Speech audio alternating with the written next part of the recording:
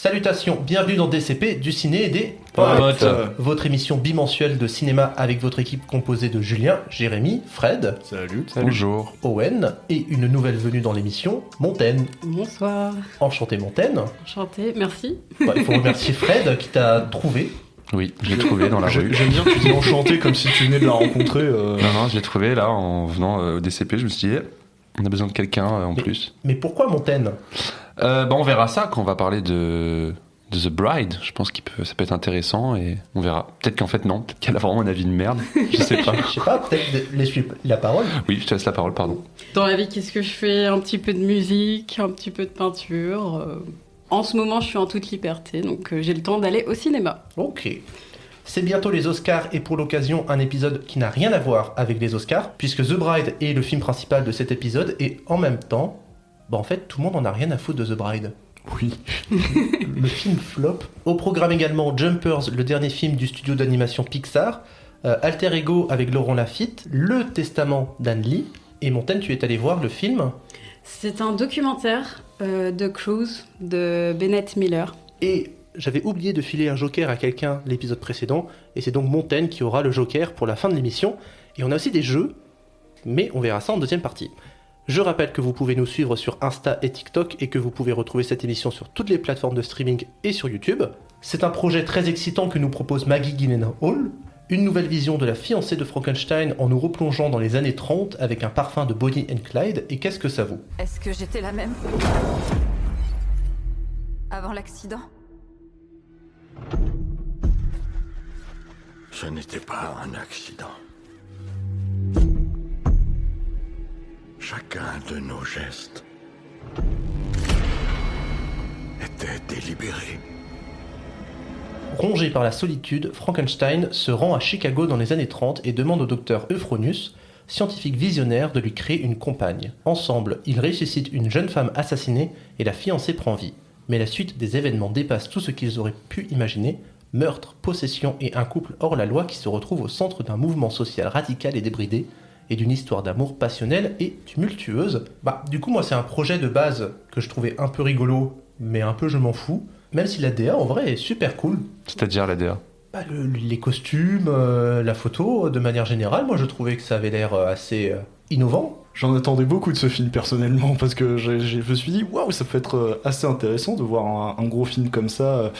Et puis la chute n'en a été que plus dure, quoi, pour moi. Donc en gros, t'es un peu d'accord sur le fait qu'au tout début du film, t'étais bien. Est-ce que ça partait bien dès le début? Non. Ça part mal dès la première minute, malheureusement. Merci, check mon frère, s'il te plaît, parce que là. Oh putain. Mais après, c'est pareil, moi j'étais assez curieux parce que déjà, film sur la fiancée de Frankenstein, je trouve ça cool. De manière générale, les films sur les monstres, j'aime beaucoup l'idée que tu puisses prendre un monstre ultra connu, que ce soit Dracula, Frankenstein, des loups-garous, tout le bestiaire, et que tu le réinterprètes vraiment à ta façon. Et en plus, là, avec Maggie Gyllenhaal et surtout le casting de fou, parce que Jessie Buckley, Christian Bale, Penelope Cruz, Sarsgaard. j'arrivais pas à dire son nom, merci Sarsgaard, je trouve que c'est super riche. Et en plus, il y avait Jack Gyllenhaal qui était là. C'était intéressant parce qu'en soi, on l'oublie un peu. J'ai vu que Jérém, t'avais revu du coup La fiancée de Frankenstein. Oui. Moi aussi, toi aussi. Moi, j'étais là, j'étais à côté. Hein. Pardon, excuse-moi. Oui, on l'a vu en prévision. Pour le film, quoi. Et en fait, quand tu regardes La fiancée de Frankenstein, tu te rends compte que la fiancée, elle apparaît genre 3 minutes dans le film. Elle arrive à la fin du film, et en soi, La fiancée de Frankenstein, c'est juste Frankenstein 2, quoi, tu vois. Et donc, le fait de faire un film à la Bonnie and Clyde, avec ce couple, ouais, l'idée est intéressante. C'est vrai que l'idée est intéressante, et moi, j'étais très curieux. Très, très curieux. Moi aussi, j'étais curieuse, mais je trouve qu'on a quand même un peu une saturation de ce genre de film ces dernières années. Un peu genre, il y a eu Pauvre créature, tous les Frankenstein, les je sais pas, Dracula et tout ça. Je trouve qu'il y a un petit peu... c'est un peu... Je pense qu'on peut se lasser vite, et malheureusement, ce film, s'il avait existé seul, sans ces autres films, je pense qu'il aurait plus marché. Je sais pas, ça aurait plus... justement, la DA est quand même très belle, faut le signaler. Mais bon. Mais ça fait 10 ans ça fait plus de 10 ans que c'est en projet, ce film. Et de base, ça va être un film Netflix. Et Netflix est barré en plein milieu de la production. C'est Warner qui a récupéré le bébé. Et tu le sens que c'est un film qui est passé par 10 milliards de stades différents. Hein. Oui, alors c'est clair que les déboires de production, tu les sens. Mais il n'empêche que c'est pas bien. C'est vraiment pas bien. On se demande vraiment... pour moi, c'est le scénario le plus classique que j'ai vu. Et je commence à en avoir marre qu'on se cache derrière la beauté esthétique des films pour trouver des arguments positifs. Parce que pour moi, c'est commun, enfin c'est admis et c'est trivial qu'un film, actuellement, un film à gros budget, il soit limite parfait techniquement. Pour moi, ça fait partie du cahier des charges. Maintenant, on demande au film d'en faire plus. Et généralement, souvent, généralement même nous, hein, on se cache derrière le « Ah, c'était quand même pas mal esthétiquement, il y avait quand même une belle DA et tout », pour quand même trouver des points positifs au film. Et là, moi, je commence à saturer de dire ça. Et là, je suis désolé, même une très bonne technicité n'en fait pas pour moi un bon film. Dixon, le mec qui parle toujours de technique. Oui, mais là vraiment, j'ai saturé. Pour revenir sur Netflix, Maggie Gyllenhaal, elle avait fait un film précédent qui s'appelait The Lost Daughter, qui avait été un film Netflix justement. Et en fait, je pense que c'est dans la continuité de faire un film. Et Netflix à l'époque, il faut savoir qu'à l'époque, donc le film, ça fait 10 ans qu'il est en projet, et Jessie Buckley n'était pas encore assez connue. C'est pour ça que Netflix n'a pas du tout voulu acheter le film, parce qu'ils avaient peur, vu que l'actrice n'était pas du tout connue. Et ils aimaient, je pense, pas l'idée de Maggie Gyllenhaal qui voulait vraiment faire un film, elle l'a dit dans des interviews, un film punk. Et moi, c'est cette question qui me traverse l'esprit, si on peut parler un peu du film à travers ce prisme, c'est comment on peut faire un film punk. Pour moi, un film punk, c'est un film qui, justement, un peu comme le mouvement, qui se veut genre seulement s'affranchir du modèle classique, hors mais des avec cadres et hors des studios. Hors des studios, avec un studio comme la Warner, en fait. Et c'est ça, moi, qui m'a déçu dans le film, c'est que, Montaine en parlera peut-être un peu mieux, mais je trouve que le début du film, moi je trouve qu'il y a une promesse, il y a un film qui part un peu dans tous les sens que j'aime beaucoup. Moi j'aime beaucoup le début de Bride, mais je trouve qu'à mi-chemin, on revient sur ce qu'a dit Jérém, c'est qu'on est dans une espèce de cahier des charges où on coche des cases, par exemple le côté un peu la course-poursuite entre Skarsgård, Penelope Cruz avec la créature. Et voilà, je trouve qu'en fait le film est un peu à le cul entre deux chaises et qui va être un film très punk, qui part dans tous les sens, mais en même temps il se retrouve vite rattrapé par un cahier des charges de grands studios, quoi. Mais moi j'ai bien aimé. Ah ouais ? Bah ouais. Ok. Voilà. En fait, alors, ne commencez pas à m'insulter tout de suite. J'ai eu des réminiscences de Megalopolis. Ok, non mais... Quand il m'a dit ça, j'ai soufflé mais tellement fort en sortant de la salle. Non mais dans le sens où... Oui, c'est foutraque comme Megalopolis, effectivement. Voilà. Et moi du coup vous me connaissez, genre j'ai beaucoup de tendresse pour ce type de projet genre complètement instable et donc ce genre de film là super instable qui visiblement comme vous le dites a eu plein de soucis de production, c'est un film très foisonnant de plein de choses qui veut brasser beaucoup de choses mais qui n'embrasse pas tant que ça et qui surtout est un gros trip esthétique et j'ai perdu le fil de ma pensée du coup. Du coup, t'aimes bien parce Mais qu'il y a ouais, plein d'idées. En fait, la conclusion, mais j'arrive pas à y venir, je trouve que c'est un film super vivant, en fait. C'est un film métamorphe qui veut aborder plein de choses de manière très bordélique, mais dans son imperfection et dans ses maladresses, je le trouve super attachant, ce film. Moi, je trouve que c'est riche sans réussir à être généreux. C'est-à-dire que c'est riche parce qu'il y a plein d'idées partout, hein, il y a plein de références, mais justement, c'est tellement référencé que ça te donne rien à visualiser. C'est-à-dire que tu vois que des choses déjà vues, déjà connues, et à part te dire « Ah, ça fait telle référence à ce cinéma-là, à cette période-là du cinéma », je pense notamment à toute l'utilisation de la comédie musicale, hein, ça en fait pas grand-chose. Et le seul truc que tu peux avoir, c'est des comparaisons. Moi, je me suis dit « Ça me fait penser à Pauvre créature », en moins bien, sachant que déjà, j'aime pas trop Pauvre créature. Ça me fait penser à du The Substance, en moins bien. Ça me fait penser, tu vois, et du coup, j'en garde pas une... Moi, j'ai un autre film en comparaison. C'est Joker. Oui, évidemment, Oui. Joker. C'est pour moi, le film va être un pendant féminin de Joker avec 15 ans, même pas, bon, il y a moins de 15 ans entre les deux films, mais avec 15 ans de retard. Enfin, vraiment, c'est pour moi le message le féministe de base. Y a pas, ça pousse pas le truc. Il y a un côté très Joker dans la façon dont le personnage est traité, et dont les personnages, la communauté du film, dans la diégèse du film, traite le personnage de The Bride. Ça m'a fait penser immédiatement à Joker et je me suis lancé dans un comparatif de ouf. J'ai été regarder à quel point le film voulait se prétendre comme le nouveau Joker en allant chercher le nombre de personnes, de chefs d'équipe technique. Il y a au moins 20 personnes qui ont travaillé sur Joker, qui travaillent sur The Bride. Après, Joker, c'était la Warner. Ouais, alors je sais que c'est le même studio, du coup il y a peut-être des personnes, mais c'est le même directeur photo, c'est la même compositrice, c'est la même personne qui a fait le casting, c'est exact. Ah ouais. Donc on a l'impression qu'en fait avec ce film-là, ils voulaient faire un pendant féminin de Joker, et n'ayant même moi-même n'ayant pas aimé Joker, je n'aime pas The Bride et je le trouve vraiment trop en retard dans ce qu'il veut dire et pour quand il sort, quoi. Oui, je suis assez d'accord avec toi. Et surtout, c'est un film très, peut-être visuel, mais très lisse. On dirait que, justement, refaire un Joker dans un but, je sais pas, commercial. C'est, par exemple, juste la façon de présenter la fiancée. C'est très net, juste comme, je sais pas, pour faire des déguisements d'Halloween, des choses très commerciales, en fait. Et pareil, sur le fond... Par exemple, les relations entre, je sais pas, Frankenstein et la fiancée, on peut pas y croire. Il n'y a pas du tout de profondeur.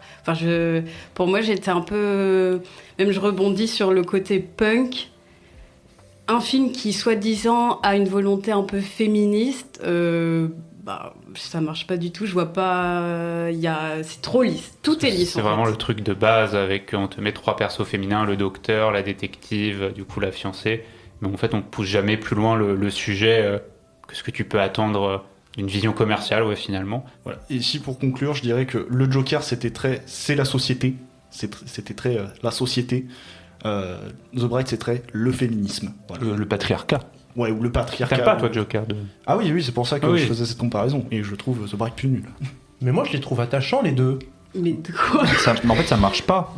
Moi, Ils ne s'aiment pas en plus. Mais quel film t'as vu moi, je les trouve attachants. Moi, franchement, je trouve que Christian Bale en Frankie, moi, je l'ai trouvé magnifique. Je disais tout à l'heure, je faisais la blague, c'est Frankenstein ou Frankenstein?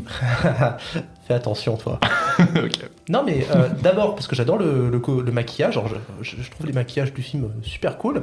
Et je trouve que Frankie, parce que c'est comme ça qu'il s'appelle finalement dans le film, dans son désespoir de trouver une compagne, et qui en fait, il est tellement heureux d'avoir une compagne aussi fou que ça puisse lui paraître, et dans l'aventure dans laquelle ça l'embarque, en fait il est tellement prêt à renier 100 ans de tentatives de se la faire, d'être discret et de pas faire de bêtises, et là en fait parce qu'il est amoureux, mais il est pas vraiment amoureux, il est juste content d'avoir une compagne, et du coup il la suit dans tous les trucs les plus bordéliques, et je trouve que le moment où il hurle « mais qu'est-ce que je suis en train de foutre, moi de base ce que j'aime c'est écrire et jouer du violon », je le trouve magnifique Moi, je là-dedans. trouve que ça donne plein d'incohérences au scénario, et tu sens que ça a été remonté, parce que t'as littéralement Jessie Buckley en mode punk, pétage de câble, qui va tuer quelqu'un, et d'un coup elle est en crise de panique, et à l'inverse t'as Frankenstein qui est le mec le plus calme du monde, et d'un coup d'un seul c'est le plus gros fou que t'as jamais vu. Mais ça, entre 2 séquences, d'un seul coup.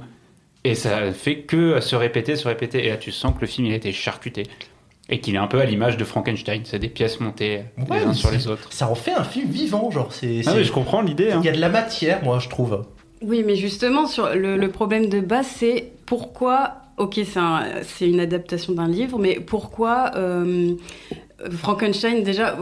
veut une fiancée. En gros, c'est un archétype de femme qu'on lui propose comme ça, sans profondeur, et il se maintient dans une sorte d'illusion, les deux d'ailleurs, de projection, de j'aimerais qu'elle soit comme ça, ou je sais pas, c'est terrible même, je trouve, comme vision du couple qu'on impose comme ça. Je vois pas... Oui, mais on te montre pas ça comme un idylle. Enfin, eux, ils le vivent comme ça, mais genre, c'est tellement destructeur pour l'un comme pour l'autre.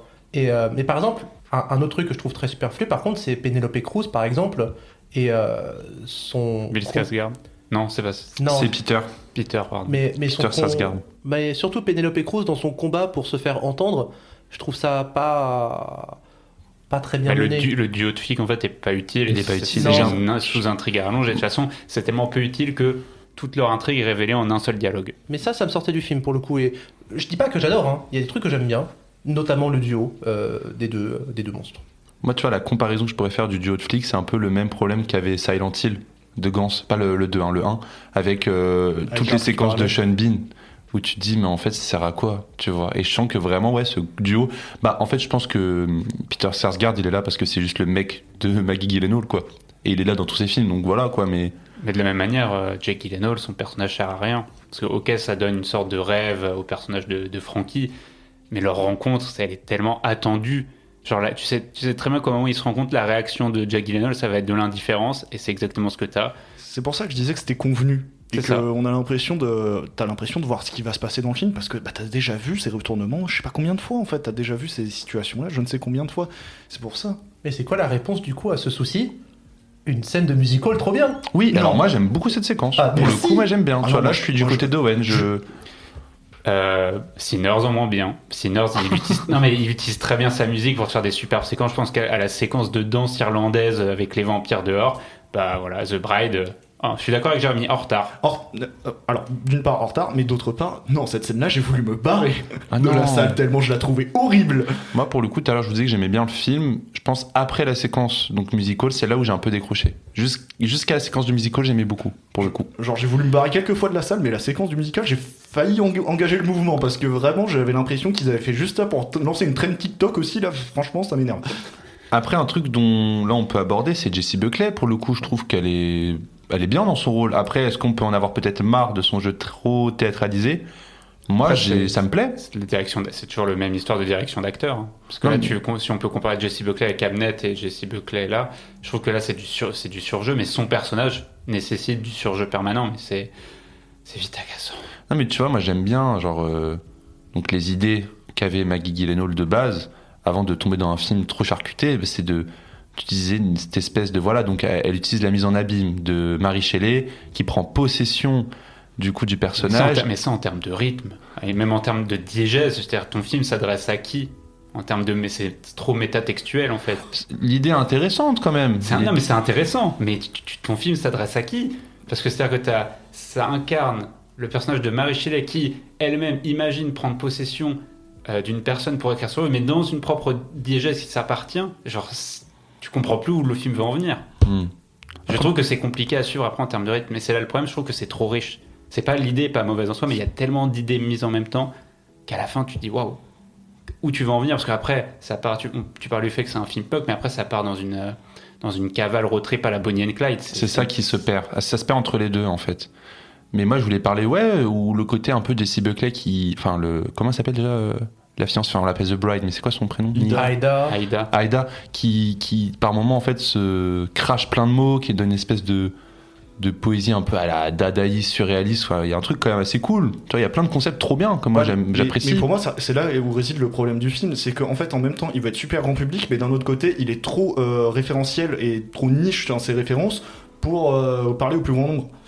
Tu vois, genre, littéralement, première référence un peu cinéphile que j'ai repérée dès le début du film, le personnage de The Bride s'appelle Ida, et le chef de la mafia s'appelle Lupino, comme le réalisateur Ida Lupino, tu vois. Enfin, Ouais. vraiment, c'est vraiment super niche si tu sais pas qui c'est Ida Lupino. Est-ce que c'est vraiment grave? Là, ça. Non, là, non, non, c'est mais- c'est un easter egg. Hein, Non mais c'est pour un- montrer qu'à quel point c'est trop Voilà. riche, il y a trop de C'est- petites refs. Voilà, que ce soit dans ces noms de personnages, je pense aussi dans les références de l'image, tu vois, des images qui sont mises en scène. Je pense qu'il y a trop d'influence qu'elle n'arrive pas à correctement imbriquer, en fait. Ouais, Ouais, mais c'est- défends ton film, Ouais, mais vas-y. c'est ça que j'aime en fait. Je le défends très mal, hein, parce qu'en fait, tout ce qui vous énerve, moi, c'est un truc qui provoque en moi beaucoup de tendresse.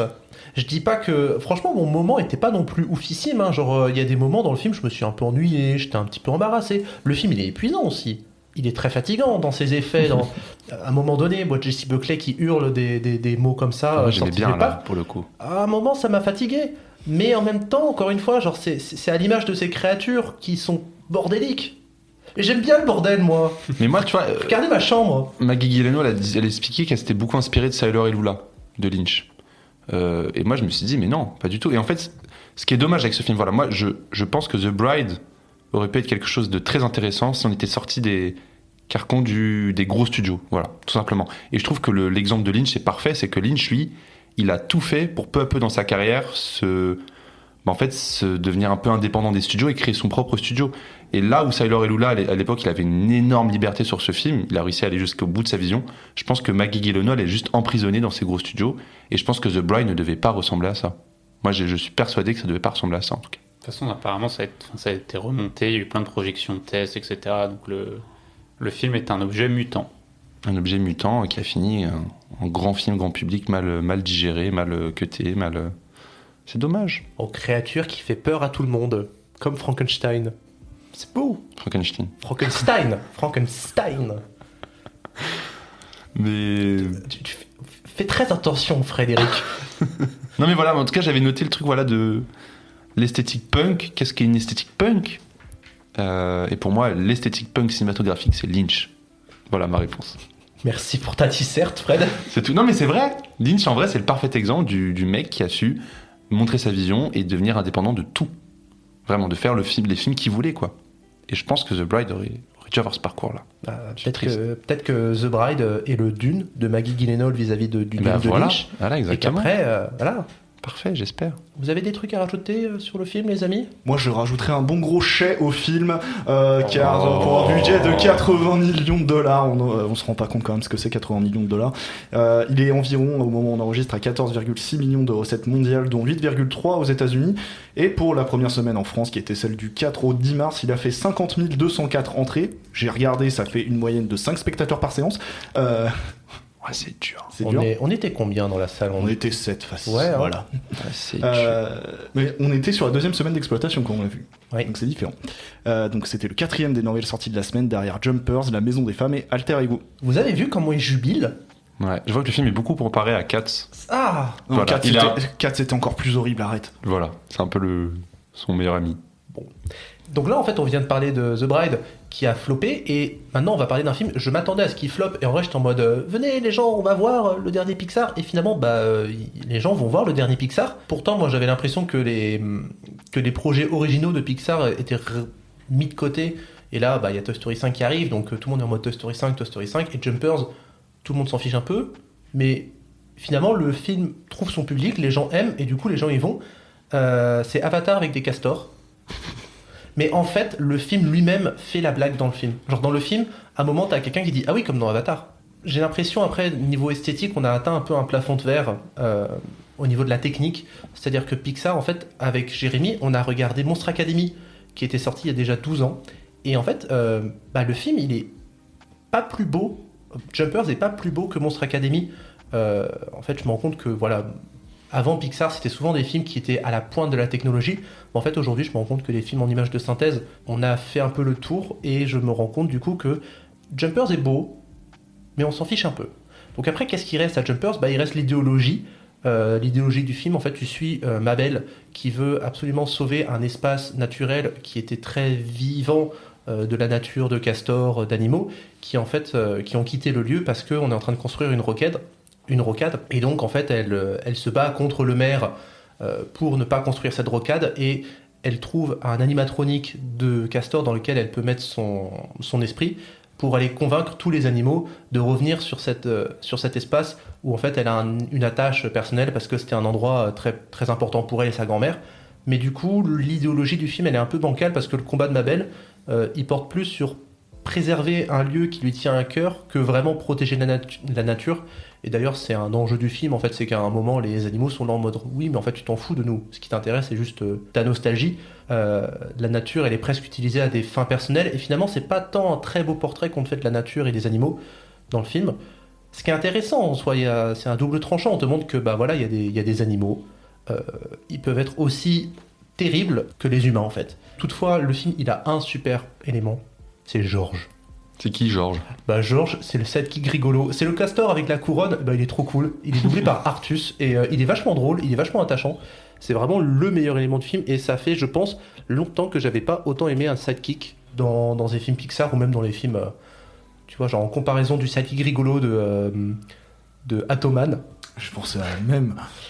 Donc voilà, même si on n'atteint jamais la poésie et les prouesses d'un Lao, d'un Wall-E, des monstres et compagnie, tout ça, c'est toujours un film très fun à suivre. Il y a des péripéties très très cool, tu t'ennuies pas. Mais voilà, c'est pas du Pixar pur jus, c'est un Pixar à l'image du Pixar des années 2020, quoi. On se passe un bon moment. J'avais vu des essais de Jumpers qui ressemblaient exactement à un film de Miyazaki. Oui. Et après, j'ai vu, je redis un peu ce qu'il a dit, mais je suis tombé sur un reel de Régis Gorilla. Il parlait de ça, justement. Et c'est assez drôle, c'est que moi, quand j'ai vu les essais du Jumper, j'étais presque triste que le film, finalement, soit trop réaliste. Mais c'est comme ce qui était arrivé aux Indestructibles de Brad Bird. Tu peux retrouver vraiment les animations 2D de l'époque de Brad Bird. Et en fait, quand il est passé chez Pixar, on lui a mis, oui, mais nous, on est un studio d'animation 3D, donc tu vas faire ton film en animation 3D. Je pense que c'est un petit peu le même enjeu qui s'est présenté à Michael Chong. C'est Michael Chong le réalisateur, hein, que je dis. Daniel Chong, pardon. Mais tu vois, je me dis, est-ce que Pixar, un jour, dans l'animation, en termes d'animation, maintenant, on aime mélanger les deux. Faire de la 2D, de la 3D, un peu à la Spider-Man. Depuis qu'il y a eu Spider-Man, voilà. Ça, est-ce que c'est Pixar pourrait essayer?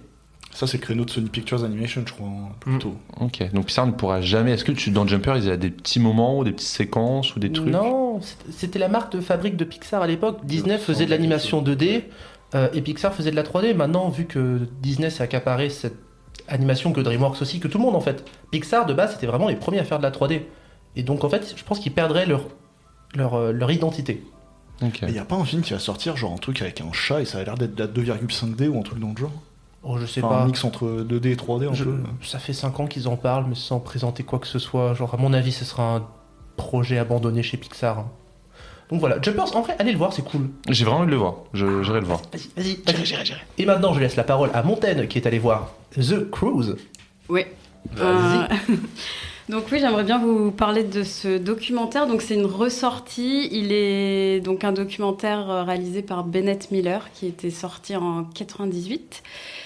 Donc Bennett Miller, peut-être que vous le connaissez, c'est donc le réalisateur de Truman Capote. Donc il a eu quand même pas mal de prix, de multiples nominations Oscar, Golden Globes.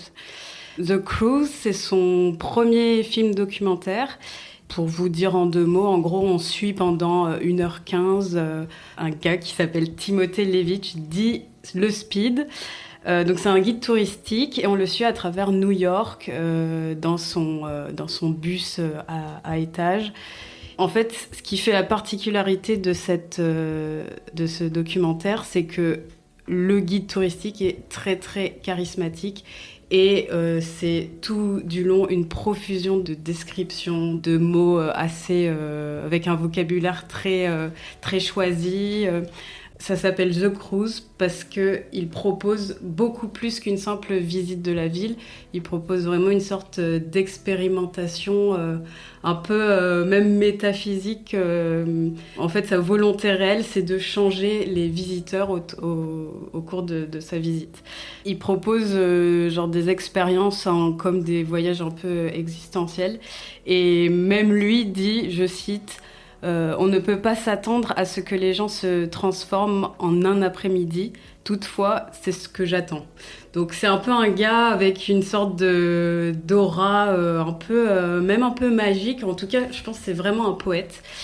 Et ce qui m'a vraiment plu dans ce documentaire, il porte sur les choses qui l'entourent, vraiment un regard presque enfantin. Il crée vraiment du lien avec ce qui l'entoure. Donc ça peut être les buildings. En plus, c'est un New York vraiment fin de siècle, hein, justement. Je pense que c'est tourné en 96.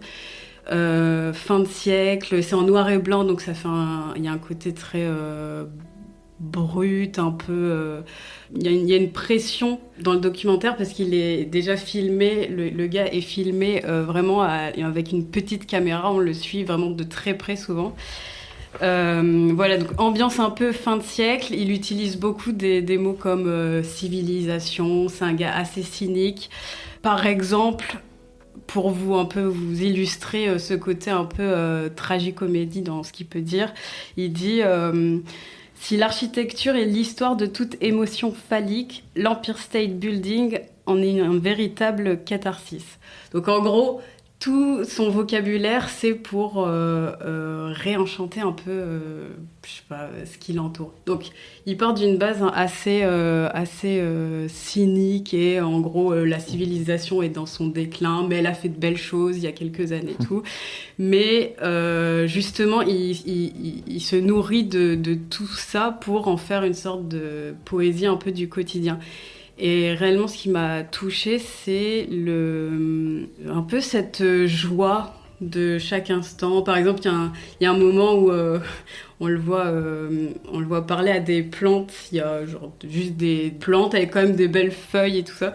Il s'approche et il commence à parler aux plantes en disant, en gros, t'inquiète pas, je sais que c'est le mois d'août, mais ça va aller. Non. En gros, il personnifie vraiment tout ce qui l'entoure.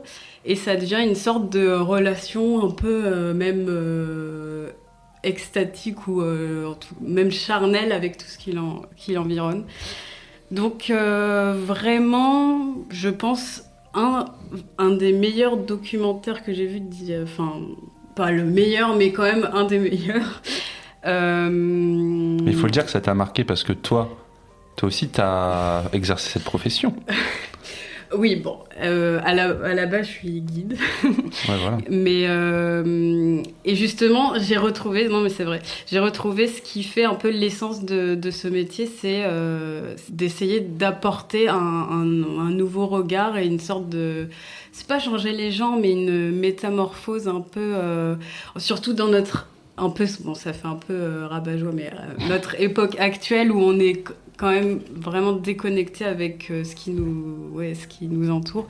Trouver un peu d'émerveillement dans les petites choses. Mais en tout cas, si vous avez l'occasion, vraiment, n'hésitez pas. Bon, warning, faut quand même s'accrocher parce qu'il parle non-stop pendant 1h15 et c'est que des références, enfin c'est bon. Perfecto. Merci Montaigne pour The Cruise. Alors, Jérém, t'as vu en avant-première Le Testament d'Anne-Lee. J'ai envie de paraphraser mon collègue avec qui je suis allé voir ce film. 1 demi-heure de plus et j'avais envie de rejoindre Papa Johnny. Papa Johnny. Ouais, j'avais envie de crever en fait. Enfin, au bout de Je pensais qu'il y avait un lien entre Johnny Hallyday. Non, pas du tout. C'est juste que, enfin, le film est tellement, enfin, ça te met tellement dans le mal que, franchement, 1 demi-heure de plus, je pense que t'as envie de crever. Donc du coup, pour résumer, donc le Testament d'Anne-Lee, c'est un film de Mona Fastvold, du coup qui est collaboratrice avec Brady Corbett, à qui on doit Le Brutaliste, sorti l'année dernière, et c'est un peu la continuation en fait de cette collaboration, parce que moi je le vois vraiment pareil, il se voulait comme une grande fresque à la Brutaliste, sauf qu'il y a un truc qui fonctionne absolument pas, c'est que les scènes de comédie musicale sont exceptionnelles, genre vraiment c'est génial, t'as envie que ça s'arrête pas, mais alors dès que ça passe sur autre chose, qu'est-ce qu'on s'emmerde. Et donc, il y a beaucoup de passages comédie musicale qui fonctionnent très bien, que ce soit en termes de texte, en termes de montage, en termes de mise en scène. Et ça se veut grandiose comme un Brutaliste, sauf que ça a pas ça. Et il manque ce petit truc pour que ça combine avec The Brutalist. Et c'est ça le problème. Pourtant, la performance d'Amanda Seyfried, elle est exceptionnelle. Genre vraiment, je pense que ça va être une des meilleures de l'année. Mais il manque, je sais pas, un soupçon de grandiose dans ce film. C'est marrant parce que Amanda Seyfried, avant cette année, allez, c'est pas non plus une actrice qui attire tous les regards. Et là, j'ai l'impression, La Femme de ménage, vous disiez tous que c'est vraiment elle qui porte le film et qui sauve le film de la noyade. Et là, Le Testament d'Anne-Lee. Et là, tout à coup, Amanda Seyfried, je la vois partout sur les affiches, dans les rues. Avant, c'était pas le cas, même dans les années 2010. Faut croire que elle enchaîne les bons choix, du coup, hein, peut-être. La Femme de ménage. Non. Et finalement, Le Testament La Femme de d'Anne-Lee. ménage, c'est un bon choix dans le sens où ça a très bien marché. Dans le sens où ça a très bien marché, vu qu'elle est productrice, elle a dû se faire de l'oseille là-dessus. Voilà, voilà. Mais donc voilà, Le Testament d'Anne-Lee, c'est pareil, ça se fait un peu arty à la Brutaliste, je trouve aussi également. Moi, quand j'ai vu la bande-annonce, j'avais l'impression que c'était une espèce de film à 24, genre à la Midsommar, ou tu sais, genre. En fait, ça parle d'une. Moi, j'appelle ça une secte Oui. de l'église protestante ou catholique, je sais plus, d'Angleterre, de je sais plus quel siècle. Pas des Shakers. Ouais, voilà, des Shakers, j'en venais. Mais pour moi, je sais pas comment t'appelles ça, mais pour moi, c'est une secte. Et donc, Annie est celle qui a exporté ce truc-là aux États-Unis. En fait, avant, c'était que en Angleterre, et c'est elle qui a exporté ça aux États-Unis, et avec tous les problèmes que ça a de vouloir imposer une nouvelle religion, une nouvelle doctrine dans un endroit. Et en fait, au moment où ils arrivent aux États-Unis, c'est un peu là où on commence à s'emmerder. Alors que pourtant, ça devrait être le moment de grâce du film, où c'est là où tout devrait être exceptionnel. Bah, ça retombe un peu comme un soufflé. Je pensais que c'était vraiment un film d'horreur. Non, pas du tout. Genre vraiment, il y a. La beaucoup bande-annonce, plus, l'affiche, j'étais vraiment parti sur beaucoup Midsommar plus bis, quoi. comédie musicale qu'autre chose, carrément, je trouve. Ok. Donc, dommage. Échec. Au moins, t'as vu Amanda Seyfried, Brady Corbett Et Mona Fastvold, en effet, lors de l'avant-première. Voilà. Voilà. Moi, j'ai pas vu Laurent Lafitte. Ah, tu l'as vu 2 fois. Ouais, bien vu. Non, j'allais dire, je suis allé dans une séance à MK2 à 13h, donc tu m'étonnes qu'il n'était pas là. Pour Alter Ego, alors, c'est très facile à résumer. Laurent Lafitte est chauve, son voisin avec des cheveux arrive. Et il a la même tête que lui. C'est son doppelganger. Voilà. c'est- Doppelganger. C'est un Alors- film d'horreur Alors, Ah de base, moi j'aime. En fait, Laurent Lafitte, des fois j'aime bien, des fois j'aime pas. Mais là j'aime vraiment bien. Je trouve le film vraiment très drôle. En fait, alors il y a Blanche Gardin dans le film aussi qui porte très bien le film. Et il y a Olga Kurilenko. Et donc c'est ce trio Quator, en vérité, puisqu'il y a deux Laurent Lafitte qui portent vraiment le film. Moi ça m'a rappelé un peu Problemos, dans le côté absolument décalé et inconfortable. Parce qu'en fait tu suis des personnages qui sont vraiment mauvais, qui ont des agissements qui sont très révoltants, mais c'est montré avec beaucoup de cynisme, beaucoup de dérision. C'est un film, moins t'en sais, mieux c'est. Parce que progressivement, d'un postulat qui est un peu rigolo au début, va progressivement plonger vers autre chose. J'ai pas envie de vous en dire plus, mais je peux vous dire que t'en ressors un petit peu... Ouais, ça valait le coup. Ah, tu m'as intrigué là. Bon, bah, Jumpers et Alter Ego. Non, Voilà. non, mais Et surtout le- que c'est réalisé par Nicolas et Bruno. Ouais. Du coup, qui était très. C'était sur quoi? C'était sur les Guignols ou sur Message à caractère informatif de Canal, je crois. Enfin, à l'ancienne. Donc, est-ce qu'il y a cet humour un peu Canal de l'époque, un peu à Chabat, un peu à Edmub, tout ça? Ou pas du tout? Alors, il y a une scène qui m'évoque pas mal ça. Il y a une scène simplement qui est absolument brillante en matière de timing comique, où en fait, Laurent Lafitte sort du cadre pour re-rentrer, pour ressortir, pour re-rentrer, pour ressortir, pour re-rentrer. C'est tellement gros et tellement débile, mais fait avec juste le bon timing et la bonne intonation, c'est vraiment très réussi. Et je trouve que Laurent Lafitte incarne mieux deux doubles que Michael B. Jordan dans Sinners. Ouh, ça tape là pour les Oscars, hein, c'est... Ça dénonce. ça dénonce. Bah ouais, Sinners, enfin j'aime bien Sinners, j'aime beaucoup Sinners, mais j'arrive pas à croire une seule seconde. Qui en gagne ces- l'Oscar? Non, juste en ces deux Michael B. Attends, il y en Jordan a à un qui a l'écran. un chapeau bleu et l'autre qui a un chapeau rouge. Non, C'est mais- dingue. Hein. Alors je suis désolé, les cheveux marquent plus que les chapeaux. Voilà. Cheveux. Alors, tadadadang, on se termine donc au niveau des critiques, mais on a encore quelques choses dans la deuxième partie. On va faire tous les jeux, on va s'amuser en vrai. Parce que je pense qu'on a encore de la Allons matière. jusqu'au bout, quoi, des choses. Jusqu'au bout des rêves, jusqu'au bout des chiffres. Et oui, le retour des chiffres de Jérémy, parce que ça faisait longtemps que j'avais pas fait quelque chose. Enfin, non, quoique. Bon, peu importe. Ça fait longtemps que j'avais pas fait un jeu en tout cas. Et j'avais eu envie de m'amuser un peu avec vous. C'est sur cette émission, ça va être des questions avec une réponse chiffrée. Le plus proche gagne un point. Et si jamais il y a tout pile, c'est 2 points pour la personne qui a le tout pile. Ok. Voilà. Et c'est un spécial en quelle année? Donc toutes Ah. les questions, vous commencez par en quelle année, et donc du coup vous allez devoir m'estimer tout ça, ou si vous le savez, vous allez être des boss et gagner super facilement. J'ai décidé de compter les points, donc faites 2008. attention. Ah, ça c'est l'année où Nadal il a gagné Wimbledon. Oh non, non, j'en ai marre. Alors de Nadal, je j'en peux plus. précise, ça va être... DCP, mec. DCP, du ciné des Bon, potes. voilà, je précise, c'est des questions cinéma, rien à voir avec Merci. le tennis, Owen. Merci. Des fois, on peut croire que Owen, genre vraiment, on est dans une émission de tennis. Alors j'ai essayé de coller un peu à l'actu sur les questions, donc vous allez voir, voilà, il y a des rapprochements qui peuvent se faire avec l'actu. En tout cas, faisons plaisir à Owen en commençant. Je vais vous demander en quelle année se déroule Avatar premier du nom. Ah, en 2000. On peut être approximatif du coup. Oui, mais si t'as le tout pile, voilà, mais le plus proche sinon c'est celui qui a un point. Mais si t'as tout pile, c'est 2 points direct. 2132. 2132. 2500. 2300. T'as déjà vu Avatar? Ah mince. Pour moi, on est dans les années 3000, donc je dirais 3018. Je crois que c'est Fred le plus proche parce que c'est 2154. Yes.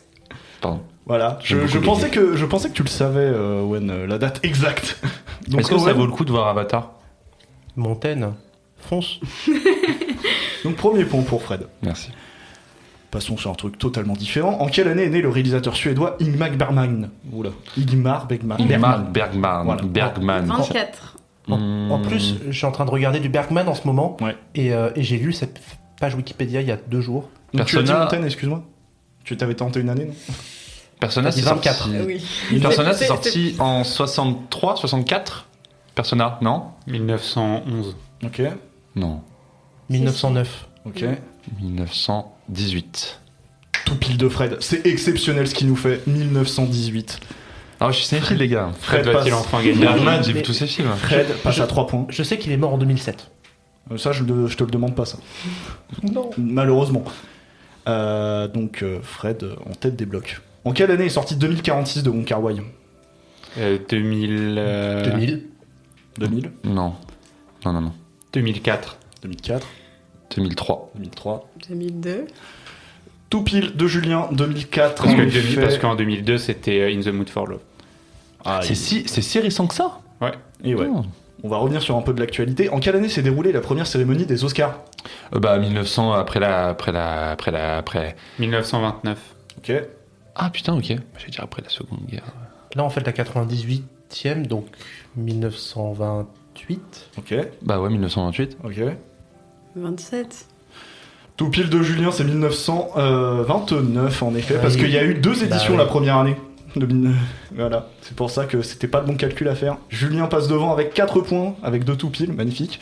Eh, Montaigne, on se ressemble, on est nuls. Passons sur un truc tout à fait différent, sur un film que j'ai découvert il y a pas longtemps. En quelle année se déroule l'intrigue du bossu de Notre-Dame de Disney? Ah, bah ça c'est très simple. T'as l'air prête, vas-y. Je vais attendre que Montaigne dise un chiffre, comme ça je me rapproche de son L'intrigue, chiffre. vraiment comme le livre. C'est en tout cas le Disney. Bah, je pense que En quelle c'est- année se déroule le Disney, le bossu de Notre-Dame? Allez-y, répondez. 1492. Ok, 1655. ok, 1453. ok. Ah, moi, je voyais ça beaucoup plus tard. Je sais pas, 1800. C'est Owen le plus proche parce que c'était en 1482. Voilà, à 10 ans près. À Mais- chaque fois que je regarde le film, je me dis, eh, dis donc, on n'est pas loin de la découverte de l'Amérique. C'est Voilà. dingue. Et ouais, Voilà. 10 ans après. En quelle année a été inauguré le premier cinéma du monde en termes d'entrée, le fameux UGC Les Halles? Oh, mais ça c'est pas non plus. C'est récent, hein. 99, non? Ok, 99, Moi j'allais dire 98. 98. Mais en fait, parce qu'il y a eu 2 UGC, enfin, il y a eu 2 ciné-halles. Ouais, quand ça a été inauguré en termes UGC Les Halles, je compte. Hein. 2006. Ah merde, ah non, attends. C'est- En tout cas, c'est ce que Wikipédia dit. Moi, je me suis fié à Wikipédia Parce sur que ce truc-là. UGC, il y a eu tellement de trucs. Bon, bah ouais, 98. 80, donc ouais, donc tu m'as dit 80, 99. 99, 98, 2006. 2009. Attends, redis-moi, pardon, je suis perdu. 99.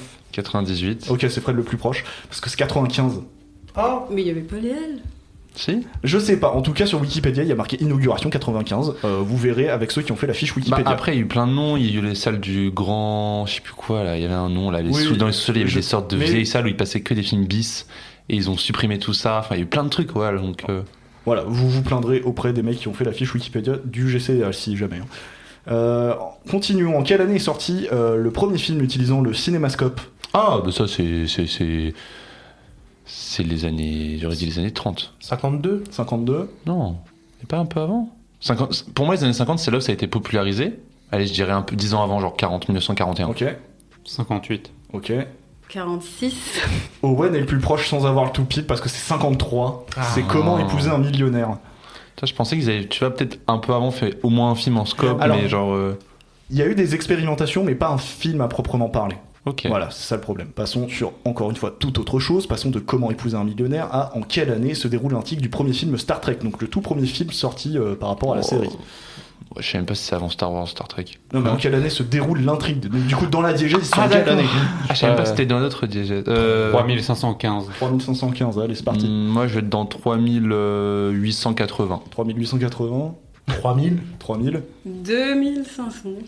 Ça va être Fred le plus proche parce que c'est 7412. Ah oui. Il se déroule en année stellaire 7412. Ah Voilà. ouais. Ouais, mais en année stellaire. En année 7412. Ça veut dire en année Oui, enfin, lunaire, solaire. Ah ouais. Oui, bon, voilà, hein, on va pas me saouler. S'il y avait eu un tout pile là-dessus, franchement, je crois qu'il gagnait le jeu. Continuons avec un studio dont on vient de parler il y a pas longtemps. Là. En quelle année a été créé Warner Bros? Oh, bah ça, c'est les débuts. 1930. Ok, Non. Même plutôt, je crois. 1919. ok, 1916. ouais. 14. C'est Fred le plus proche, encore une fois, 1923. Ah, je te déteste. C'est à chaque fois très proche. Mais oui, entre fêtez vous. leurs 100 ans il y a si peu de temps. Bah Mais oui, oui. il y a les 100 ans. Et donc du coup, vu qu'on parle de Warner, on va parler de Netflix. Du coup, en quelle année Netflix a-t-il lancé son service en tant que vidéo à la demande, pas la création de alors Netflix? ça, je me rappelle, on était nés déjà. 98. Ok. Non. Je parle pas de la création de Netflix, je parle du moment où ils sont passés en SVOD, en service de vidéo à la demande. Parce qu'avant c'était de la livraison Netflix, c'était un Pardon. peu une espèce d'Amazon. Voilà, c'est pour ça, pas la création. hein. Moi je me rappelle que j'ai vécu 2004. 2004, Ah, j'allais partir dans ces eaux-là. 2007. 2007, Je sais pas, moi pour moi j'avais genre 12 ans. Allez, on va dire 2009, allez. 2009. 2011. Nous avons un ton tout pile, et c'est Owen.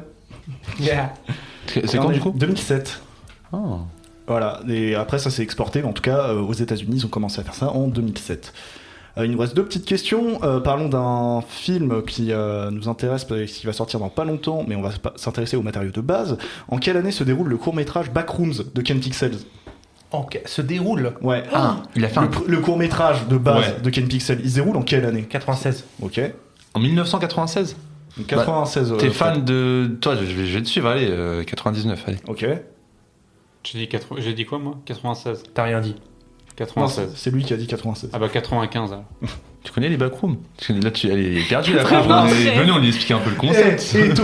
Étonnamment, c'est sur un truc qu'elle connaît pas. Montaigne est la plus proche parce que c'est 91.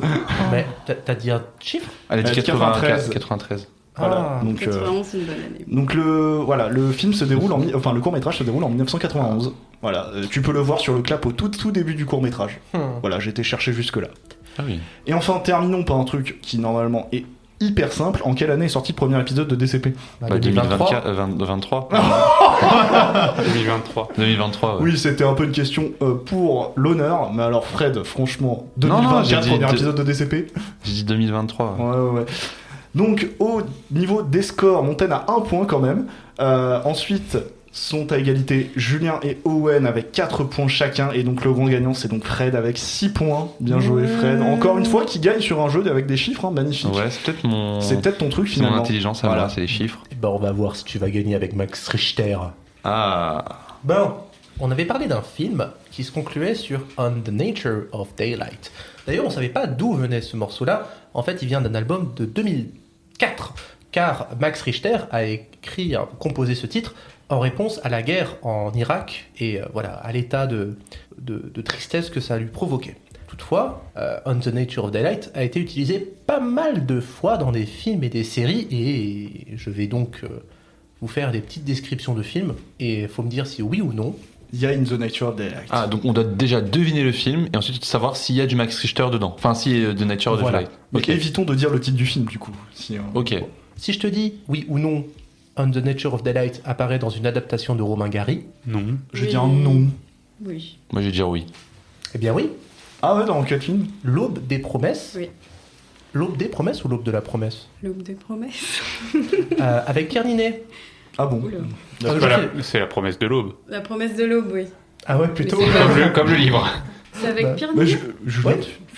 tu l'as pas vu celui-là? Si je l'ai vu, mais j'avais pas souvenir qu'il y avait Nature of Daylight dedans. C'est quelle séquence où il y a Nature of Daylight, ceux qui ont vu le film? Je sais pas, moi j'ai trouvé ça dans une liste. Ah, ok. Je sais pas. C'est vrai, ils s'en souvenaient plus alors. Du coup, Fred et Montaigne, vous avez un point. Est-ce que On the Nature of Daylight apparaît dans un film de super-héros de Zack Snyder? Oui. Oui, c'est sûr, exact. Ah, mais en même temps, lui, il pourrait utiliser d'autres musiques type Max Richter sans Dans utiliser. The Watchmen. Bah ouais, je me dis ça aussi peut-être dans Watchmen, ouais. Je l'ai vu mais il y a très longtemps. Et en plus c'est en version Ultimate alors. Oui.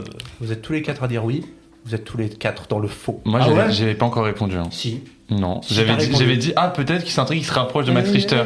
Donc, ouais, bon, vas-y, ok.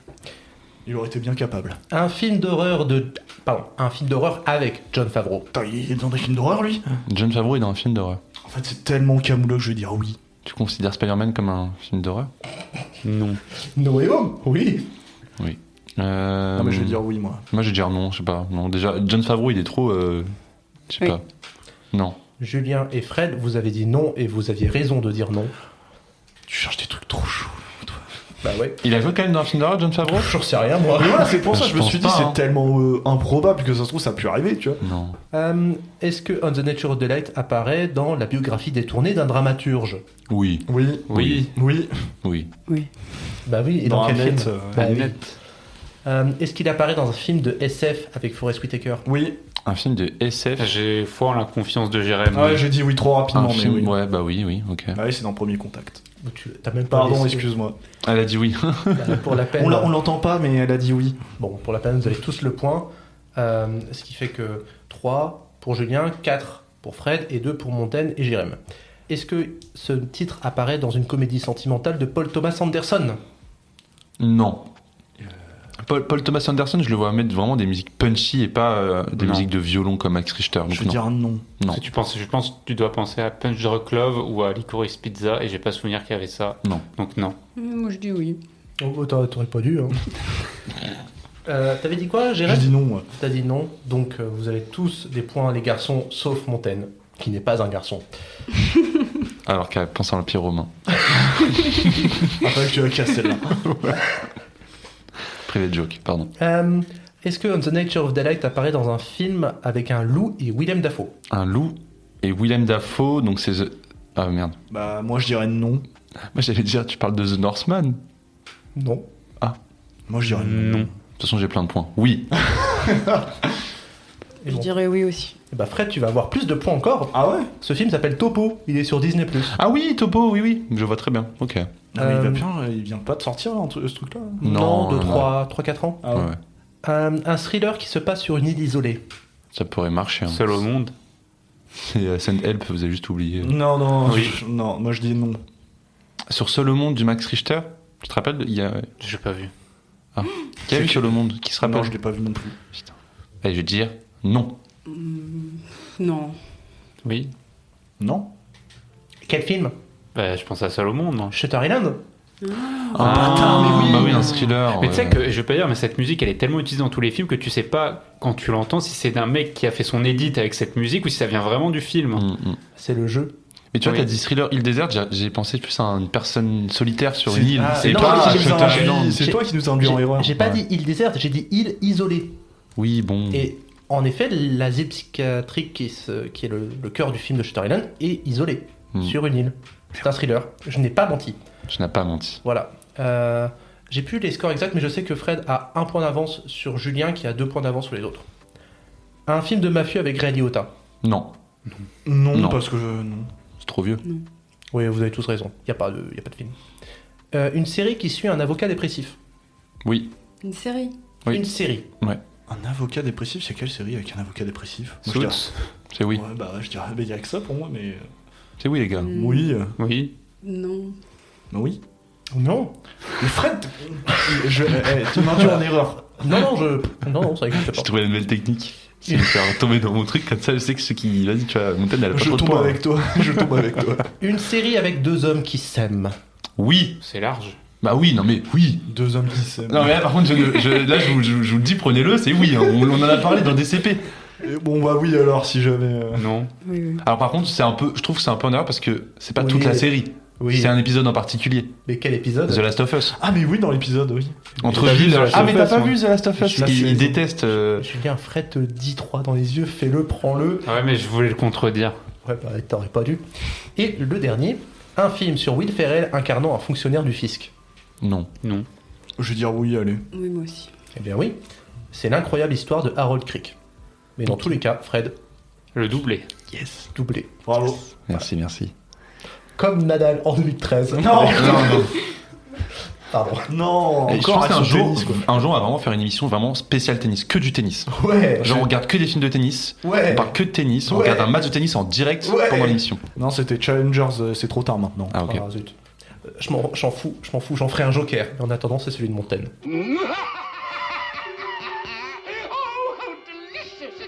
Très, très bonne transition. J'ai peur, hein, tu nous as teasé un joker qui va nous faire du mal. Non, mais je vais encore parler de Bride. En fait, je me suis lancée dans une sorte de cheminement de l'esprit. Non, je rigole. En fait, dans The Bride, la première, les 10 premières minutes m'ont vraiment plu. J'ai trouvé la dynamique géniale. Et surtout, j'ai aimé justement un peu la possession, le fait qu'elle soit hantée par Mary Shelley, tout ça. Et du coup, je me suis demandé... c'est surtout que je me suis dit... j'ai rapproché ce film d'un autre film qui s'appelle Possession. Justement. Je ne l'ai pas vu, mais je connais. Je ne l'ai pas vu mais je connais. Je connais la scène. Je sais qu'il va y avoir un remake bientôt. Ah ouais? Oui. Ok. Possession, c'est le film avec Isabelle Adjani. Hein. Exact. Ok. Donc, Ouais. qui est sorti en 81. Et justement, je me suis un peu interrogée sur le fait de montrer les femmes possédées, genre au cinéma. Et c'est peut-être tiré par les cheveux, mais j'ai bien ressenti une sorte de, justement, double possession dans The Bride, dans un peu la première scène, où justement, le fait d'être possédé, ça l'amène à la mort, quoi. Donc juste pour vous rappeler un peu Possession, c'est tourné donc à Berlin, donc c'est un environnement assez urbain, donc au cœur de la guerre froide. Et après un voyage d'affaires, donc Mark retrouve sa femme Anna, qui paraît assez changée, et il soupçonne qu'elle entretient une liaison avec un autre homme et décide en gros de mener une enquête. Mais en réalité, Anna est possédée par ses pulsions meurtrières et sexuelles, et elle engendre même un monstre qui en gros l'enchaîne à ses illusions les plus noires, ce qui pousse, je vais faire un petit spoiler, mais à une scène de meurtre. Donc en gros, c'est vraiment un film sur la crise et le désespoir amoureux, et surtout aussi, comme dans The Bride, de ce que j'ai ressenti sur la projection en fait qu'on a sur l'autre. Et en gros, que l'anéantissement est un peu le seul échappatoire à ce processus de possession. Et je trouvais ça assez intéressant de questionner un peu comment montrer, souvent à travers le corps de la femme possédée, cette tension un peu entre... Est-ce que c'est une possession, voulue, comme une sorte de... Est-ce qu'elle devient objet de ce qui la possède ? Donc en général, c'est le mal ou quelque chose un peu d'extérieur. Ou bien si ça vient d'elle-même et dans ce cas, elle vient un peu comme une sorte de volonté un peu suprême. Oui. Ok, je vois un peu. Bah du coup, parce que là je suis en train de regarder une liste des films sur les possessions démoniaques Oui. pour tricher, parce que tu nous prends de cours. Non, moi j'ai bon, des idées, non, moi. c'est bien. J'ai des idées sans regarder. Ah ouais, Bah, pareil. en fait, le film... Alors, il y a L'Exorciste, hein, Bien évidemment. mais j'y aurais pas pensé sans voir la liste, mais Hérédité. Bah, en fait, Hérédité, c'est cool parce que donc cette mère qui est possédée, donc elle est possédée par un esprit, mais en même temps, c'est des raisons personnelles qui l'amènent à parler comme ça à son fils, parce qu'elle déteste son fils. Elle est possédée par le deuil. Elle est possédée par le deuil, mais en même temps, elle déteste vraiment son fils, donc c'est une extension un peu de ce qui est inavouable en elle. Pour moi, c'est pas forcément totalement le mal. Là où je trouve que L'Exorciste, on prend quand même une petite fille qui a aucun problème, enfin qui est pas forcément travaillée avant la possession. Et donc là, je suis totalement d'accord sur le fait que là, c'est vraiment le mal en lui-même qui la possède. Et elle, il n'y a plus aucune raison personnelle. Mais pour Hérédité, effectivement, c'est tout ce qu'elle veut pas sortir d'elle en fait. Cette haine de son fils qui prend vie, quoi. C'est ça un peu l'idée du Joker, du coup. Oui. Non, et aussi, comment montrer à l'écran, je trouvais qu'il y avait, par exemple, une relation entre, dans The Bride, il y a cette espèce de liquide noir qui sort un moment de sa bouche, tu vois, et qui la marque vraiment sur son corps. Et pareil, dans Possession, donc il y a cette fameuse scène dans les souterrains, dans le métro, où elle se vide d'une espèce de substance, on ne sait pas si c'est du sang ou substance un peu blanchâtre, et elle va engendrer ce monstre. Donc c'est un peu une sorte de... comme si dans The Bride... elle-même qui est le monstre un peu intériorise tout ça, et dans Possession, c'est elle-même qui met ce monstre à l'extérieur. Enfin, il y a un truc un peu de... Et justement, avec les corps des femmes, souvent dans les films, c'est des femmes qui sont possédées, oui. Et du coup, je pensais, mais est-ce que Alien, c'est pas le film anti-possession ? Puisque Ripley, du coup, qui est une femme, c'est la seule qui ne se fait pas...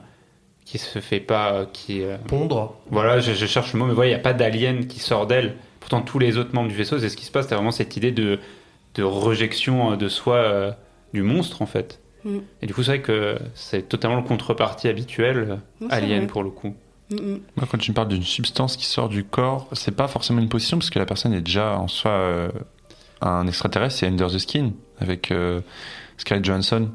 Et c'est en gros une espèce de monstre extraterrestre qui mange des hommes, et qui, à un moment, se fait blesser, et une espèce de liquide noir sort d'elle. Elle, c'est vraiment le mal absolu, quoi. Et ça, c'est le but du film, hein, c'est de te montrer ça, mais Moi, quand tu me dis substance, je pense à The Substance. Bah oui, moi aussi, oui. Et en même temps, est-ce que c'est pas un peu le sujet du film de possession? Non, je vais chercher trop loin. Bah, si, il y a une sorte de possession dans le sens où elle est un peu, enfin, plus emprise plutôt que possession, plutôt emprise d'elle-même et de sa volonté de toujours vouloir avoir cette image neuve, enfin de jeunesse, etc. J'ai l'impression qu'on s'égare. En gros, qu'est-ce que... Non, c'était juste. Non, je réfléchissais à plutôt pourquoi montrer une femme comme ça possédée. Et j'ai pensé aussi aux hommes qui sont possédés dans le cinéma. Et en première idée, j'avais eu genre Shining, comme si. Mais c'est justement une sorte de possession un peu maîtrisée, ou bien c'est une sorte de comment dire? Quand tu dis maîtriser, c'est parce que la personne possédée exprime des volontés qui sont propres à elle, c'est ça? Il n'est pas altéré, c'est que c'est lui, mais en plus... Oui, voilà. Il y aurait plutôt un côté plutôt péjoratif, genre dans la possession féminine, genre un côté hystérie. Là où l'homme, non, c'est plus maîtrisé. Oui, Ouais. bah, je pense qu'il y a aussi cette volonté de montrer les femmes un peu... pas diminuées, mais je vais pas faire la féministe, mais tu vois le truc... Comme un corps. Voilà, une sorte de... c'est ce que j'ai regretté d'ailleurs dans The Bride, c'est qu'il la montre vraiment comme une sorte de pantin, souvent désarticulé, tu vois, où c'est, ok, une fabrication, une création, mais c'est surtout une femme... souvent, elle est un petit peu, dévêtue. Enfin, je sais pas, il y a un truc un peu... on la montre dans un état quand même de faiblesse, malgré sa... Tu vois, sa bonté. Oui. Moi, la question que je me pose, du coup, par rapport à The Bride, c'est est-ce que le fait de ressusciter, Aeda est une femme plus libre, ou en tout cas, justement, là c'est vraiment du méta, hein, mais genre, vu que ce qu'on essaye de t'exprimer au début du film, c'est que Vivante... elle est dans un milieu extrêmement dangereux de mafieux hommes, et que là, à présent, que maintenant elle est mort-vivante, donc dans un état qui, en théorie, serait plus approprié à un état de possession, elle n'est pas justement plus libre. Mais c'est un peu finalement tout ce que faisait Sinners.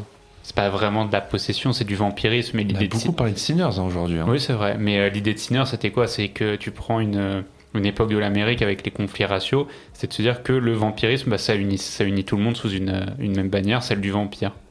C'est une Donc belle c'est issue. la possession, mais finalement la possession qui devient améliorative. Moi, si je reviens sur une position masculine et qui peut être un peu très sexualisée, c'est Dr. Jekyll et Mr. Hyde. Et si on part sur ça, c'est clairement ça, quoi. Jekyll, Hyde, c'est vraiment la libido de l'homme, quoi, qui prend forme, et c'est clairement ça pour moi, vous voyez. Donc à la limite, là, ce serait pas une possession maîtrisée, c'est clairement parler de sexe, quoi. Oui, il y a aussi un peu cette notion de double un peu personnalité et tout ça. Non, mais c'est vrai ce que tu dis. Mais après, c'est une même personne. Non, mais bon exemple. Ok. Puis après, là, je pars sur tout, là. Jekyll, Mr. Hyde, on est sur le loup-garou, on est sur Hulk. Ah, je peux partir partout, là. Je peux partir partout. Non, mais C'est une forme de possession, Hulk, techniquement. Non, mais je pensais à un truc récemment qui m'avait marqué en termes de possession et de performance d'actrice, notamment. Moi, je pensais à Nosferatu. Oui, Warriors. clairement, en soi, Lily Rose Depp, elle l'a clairement dit, c'est clairement inspiré de possession, son jeu dans Nosferatu. Donc voilà, ça se recoupe un peu, et vraiment, ça m'avait marqué parce que c'est à la limite, mais ça passe. Je trouve pas ça trop gros, tu vois. Ça pourrait paraître caricatural, mais ça va. Alors que parfois, justement, ça va un peu trop loin, je pense. Alors dans des films que j'ai pas vus, mais que je pense n'ont pas forcément des grandes ambitions artistiques, je pense que des femmes des actrices possédées, je pense, forcent le trait trop. Alors que Lily Rose Depp, ça va. Late Night with the Devil. Ouais, peut-être. Je t'avoue que j'ai plus trop de souvenirs du film, mais c'était peut-être plus les effets qui étaient dedans, peut-être, que le jeu de l'actrice. Intéressant, parce que donc là, Montaigne, tu parlais du fait de la position féminine. Est-ce des fois on part vers un truc très dans le corps, on va beaucoup montrer la femme qui va être presque, je sais pas si on pourrait dire sexualisée, mais un truc un peu bizarre par rapport Mais à de ça. toute façon, c'est toujours lié quasiment. T'as quelque chose En de fait, très transformation féminine, quoi. Nosferatu, c'est intéressant, parce que Nosferatu, je me rappelle qu'à l'époque, les gens s'amusaient à prendre des screens de Lily Rose Depp avec des faces hyper cheloues, et certains expliquaient que c'était comme quoi à mimer une fellation. Enfin, il y avait quand même un truc très physique aussi, même dans les moqueries qu'on pouvait faire de Nosferatu. Et c'est assez drôle dès que tu vois une femme possédée, tu peux facilement faire un mème qui parle de sexualité. Moi, c'était ça, je sais pas si vous vous rappelez, il y a un mème de ouf sur Lily Rose Depp dans ce film. Donc, Après, en soi, c'est un film beaucoup sur la sexualité, Nosferatu. oui, bah oui, non, clairement. Et puis, même juste dans l'histoire, on faisait appel à l'exorciste parce que cette femme, c'est lié à la religion, un peu le mal, la femme est soumise à la tentation, des choses comme ça. Donc forcément c'est lié, mais en même temps c'est assez, je trouve, important de remarquer que dans The Bride, désolée, je reviens Non, à c'est ça, bien, c'est l'émission. que ça fait un peu une sorte d'anti-héroïne et que malgré toute cette négation qu'elle a dans tout le film, elle devient une sorte elle s'impose, tu vois, à la fin. Je sais pas, je trouve ça quand même, c'est la seule chose un peu dans cette quête un peu féministe qui est quand même, je sais pas, remarquable, de jouer l'anti-héroïne, tu vois. L'anti-héroïne qui provoque un mouvement derrière, même si c'est vrai que dans The Bride, finalement, le mouvement féministe qui provoque des choses à l'échelle de la société de Chicago, on n'en parle pas trop dans le film. Bah oui, c'est montré rapidement et puis après, voilà quoi. Et même inutile, je sais pas pourquoi ils ont... Ouais. Je sais pas. Si tu voulais faire Joker féminin. Voilà. Joker, ouais. Moi, c'est très intéressant, mais j'ai pas assez de clés pour ajouter Pas assez de des possession. éclaircissements. Bah non, mais c'était juste une sorte de un peu remarque, même juste en général sur le personnage d'une femme un peu malfaisante, mais malgré tout héroïne, voilà. je trouve. Mais je me dis que c'est tout à fait le style de sujet que Fred aurait pu faire en mémoire à l'époque du master. C'est vrai. La possession maîtrisée, c'est un beau mot, hein. C'est assez Et paradoxal. puis surtout possession, il y a ce double enjeu de posséder ou d'être possédé, genre. Enfin, c'est un truc un peu, je trouvais intéressant et je sais pas. Du coup, dans le Possession de 81, on le voit clairement que il y a cette tension et tout du long. Enfin, je sais pas. Mais à partir de ça, c'est drôle parce que du coup, moi je connais que Possession que par effectivement la scène d'Adjani où elle pète un câble. Et c'est un peu ce truc qu'on retrouve quand on veut mesurer le talent d'un acteur dans la performation. C'est hyper connu. Adjani, je crois qu'elle a gagné des trucs, non ? Ah Avec Possession. Oui, je crois. Donc, mais il y a un remake, effectivement, je crois américain, avec, je tire peut-être des bêtises, mais je crois que c'est Sydney Sweeney. Non, je dis Oula. peut-être de la merde. Je crois qu'il y a un remake américain, ouais, avec vraiment des acteurs bankable de ouf en ce moment. Non ? Non, enfin moi j'ai un Possession américain de 2009 avec Sarah Michelle Gellar. Bon, bah alors, peut-être j'ai vu de l'IA, voilà. N'écoutez plus les infos, c'est peut-être de l'IA que j'ai vu. Voilà. Mais voilà. Est-ce qu'on se termine là-dessus, les amis ? Bah oui, ouais. Donc là, tu possédais le Joker, mais maintenant il faut le confier à quelqu'un d'autre. Je sais pas de qui a le plus Non, donne-le au envie hasard, de- donne-le au hasard, t'inquiète. Au hasard. Ouais, comme ça, même si la personne l'a vu la semaine. Non. Ah oui, putain. Tu le veux, Jérémy? Demain, c'était moi qui devais l'avoir. Ah, bah alors, je te le donne avec grand Merci. plaisir. Merci. Merde. Voilà, ça y est, tu as le Joker, Jérém. Tu as le Joker ? Attends, mais non, parce que je crois que la mission prochaine, on invite. Non, je rigole. Ouais, si tu veux. Bah, si tu veux. Merci en tout cas, Montaigne, de t'être rejoint Bah, à nous. merci beaucoup. Merci. à vous. Merci beaucoup. Et puis les amis, on se retrouve dans 2 semaines pour une émission normale. Normal. C'est bien, normal aussi. Normal, ça veut dire qu'en gros, avec Montaigne, c'est pas normal, c'est ça Bah, ça sort de l'ordinaire. Ah oui, C'est un petit peu extraordinaire d'avoir un invité. c'est vrai. Merci. À dans 2 semaines, les amis. Ah, dans 2 semaines. Vous pouvez nous retrouver sur Insta et TikTok et sur toutes les plateformes de streaming et sur YouTube. Tchuss. Salut. Salut.